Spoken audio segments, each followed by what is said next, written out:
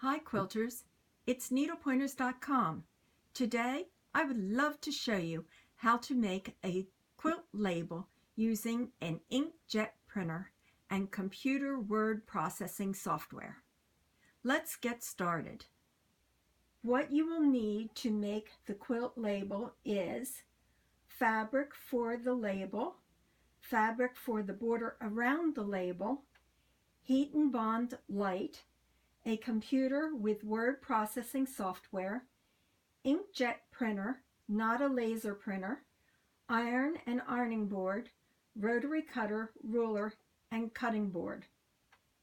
Cut a 9-inch by 12-inch piece of HeatnBond.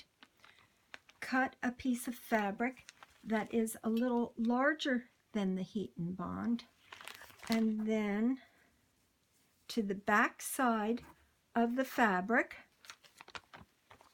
iron the HeatnBond onto the fabric.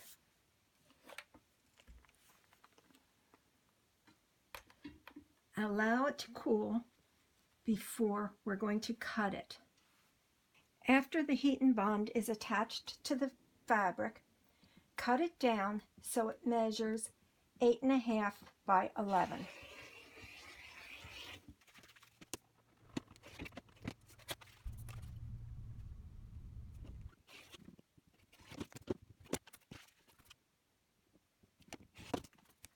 Go to your computer and open the word processing software.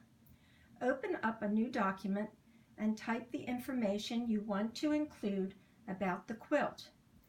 If you want to know what type of information to include, head over to our website to our quilt label page, and that will tell you some information. It's best to print several labels at a time so that you don't waste the fabric paper label. If you don't have several quilts ready to label, you can always print a generic label and then fill the information in with a permanent fabric pen. Now it's time to print. Load the prepared fabric paper label into the inkjet printer tray. Which side goes up depends on your printer. Print the label and allow the label to dry thoroughly. You want to make sure you are using an inkjet printer and using black ink only. Now you need to heat set the ink. Take the label to the ironing board, cover it with a pressing cloth, and then iron the label with no steam for about 30 seconds to set the ink. Cut out the label so there's about an inch space all the way around the printed part. Also print out some strips that are 1.5 inches wide. Cut 2 strips that are the measurements of the side of the label,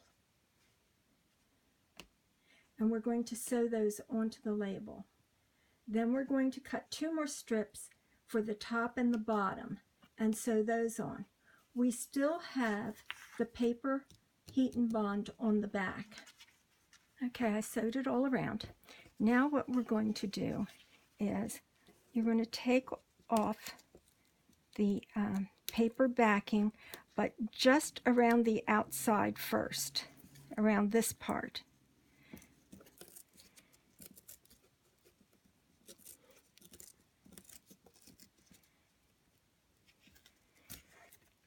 And then what I'm going to be doing is I'm going to be pressing this back to just where the sewing line is. So it'll look something like that when I press it. And you'll have that on the other side. So I'm going to do that and then I'll show you what's next. Okay, I did that, and let me show you. And one thing that's nice is because there's that little bit of HeatnBond that's adhesive, it holds the thing very nicely down for you. Okay, the last thing you're going to do is you're going to remove the backing, the rest of the HeatnBond that's on the back.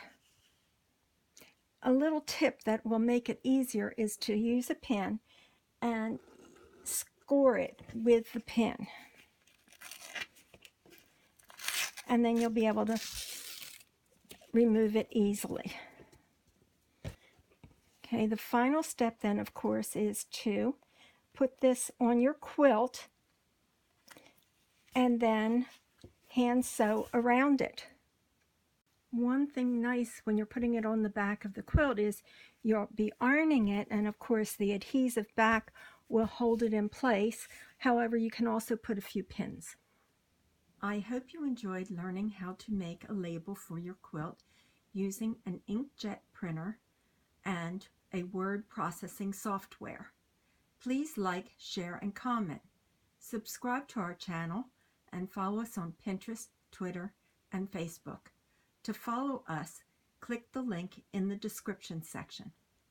Also, visit our website, needlepointers.com, for lots of other quilting information and free projects.